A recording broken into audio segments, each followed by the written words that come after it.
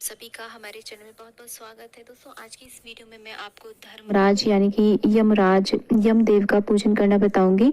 यम द्वितीया जिसे कहते हैं वो भाई दूज का दिन होता है, तो दीपावली के 2 दिन बाद ये यम द्वितीया मनाई जाती है, जो कि भाई बहन का विशेष पर्व होता है। इसमें माना जाता है कि यमुना जी ने यमराज जी को अपने घर बुला करके, जो कि उनकी बहन थी, उनका विधि विधान से पूजन किया, उनको अपने हाथों से बना करके भोजन खिलाया। तो इससे यमराज जी अत्यधिक प्रसन्न हुए और उन्होंने आशीर्वाद दिया कि जो भी यम द्वितीया के दिन मेरा पूजन करेगा उसे कभी भी यम की यातनाएं नहीं सहनी पड़ेंगी। तो दोस्तों हमें यम द्वितीया के दिन इस प्रकार से यमराज जी का पूजन अवश्य रूप से करना चाहिए। तो आप एक चौकी बिछा लें, चौकी के ऊपर आप नीला या काला वस्त्र बिछा लें और इस तरीके से देखिए हम एक गोला लेंगे, जो गरी वाला गोला आता है, सूखा नारियल जो होता है जिसका तेल भी निकाला जाता है, उसको लेंगे और उसको हम यमराज जी का स्वरूप देंगे। आप किसी सुपारी को भी दे सकते हैं या फिर आप दीवार पर भी बना सकते हैं यमराज जी का चित्र, या फिर दोस्तों इस दिन चित्रगुप्त जी का भी पूजन किया जाता है, तो आप किसी सुपारी में उनका भी आवाहन कर सकते हैं, उनका भी साथ ही साथ पूजन कर सकते हैं। तो देखिए हम इस प्रकार से इस गोले का श्रृंगार करके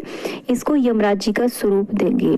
तो ये जो पूजन है हमें सुबह सुबह स्नान करके करना होता है और ये दक्षिण दिशा की ओर मुख करके हमें ये पूजन करना चाहिए, क्योंकि यम की दिशा दक्षिण दिशा मानी जाती है। और इसके बाद देखिए इस पर इस तरीके से मौली हम लपेट करके इसको हम यमराज जी का स्वरूप दे देंगे। तो दोस्तों इस गोले का हमें विशेष रूप से क्या करना होता है वो मैं आपको वीडियो को लास्ट में बताने वाली हूँ, तो वीडियो को पूरा देखें पूरा समझने के लिए। तो देखिए इस तरीके से हमने अक्षत भी लगा दिए हैं, तो ये हमारे यम देवता की मूर्ति हो गई। यहाँ पर मैंने बताया कि आप ऐपन से दीवार पे भी यमराज का चित्र बना सकते हैं। इसके बाद में हम एक अष्टदल कमल बना लेंगे। अगर आप चाहें तो यहाँ पर काले उड़द भी रख सकते हैं, उड़द की दाल भी रख सकते हैं और मूंग चावल भी आप यहाँ पर रख सकते हैं। उसके ऊपर हम इस नारियल को विद्यमान कर देंगे। तो दोस्तों इस पूजन को करने के वक्त तक हमें व्रत अवश्य रूप से रखना चाहिए। ये जो पूजन है जब हमारा तिलक का शुभ समय होता है ना भाई को, तब हमें ये पूजन करना चाहिए।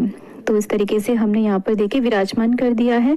तो यम द्वितीया के दिन आप ये पूजन सुबह के समय करें तो एक जल का लोटा भर के रखेंगे। यहीं पर बैठ करके हम यमराज जी की कथा भी पढ़ते हैं, भाई दूज की जो कथा होती है।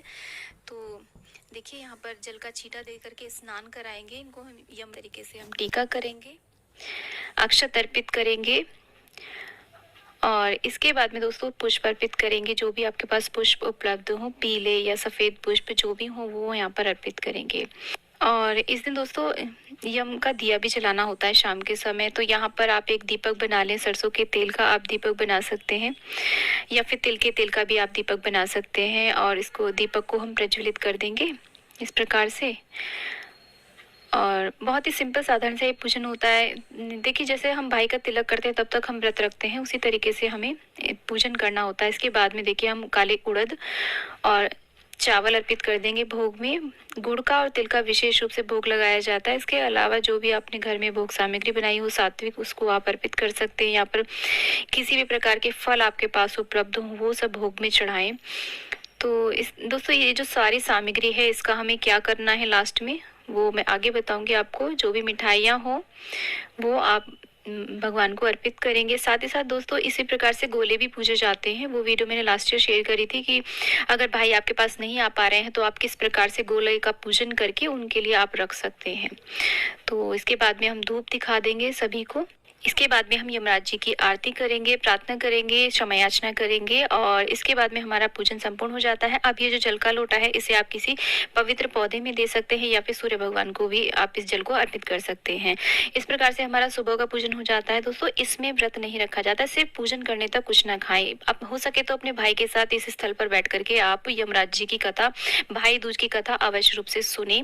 इसके बाद आप अपने भाई का पूजन करें और शाम के समय इस चौकी के पास में आपको दीपदान अवश्य रूप से करना है। आप 1 2 3 4 जितने भी चाहे उतने दिए जला सकते हैं। घर के बाहर आप यम का दीपदान भी अवश्य रूप से करें जो आप दीपावली के दिनों में करते आए हैं। तो हमारा पूजन संपूर्ण हो जाता है। अब हमें ये चौकी कैसे हटानी होती है दोस्तों, इस पे जो हमने गोला अर्पित किया है वो और जो भी भोग सामग्री अर्पित करी है, ये जो चावल है, ये जो हमने कपड़ा यहाँ पर बिछाया है, इस पर कुछ दक्षिणा आदि रख करके आप इसे किसी ब्राह्मण को या किसी जरूरतमंद को आप अगले दिन दे दें।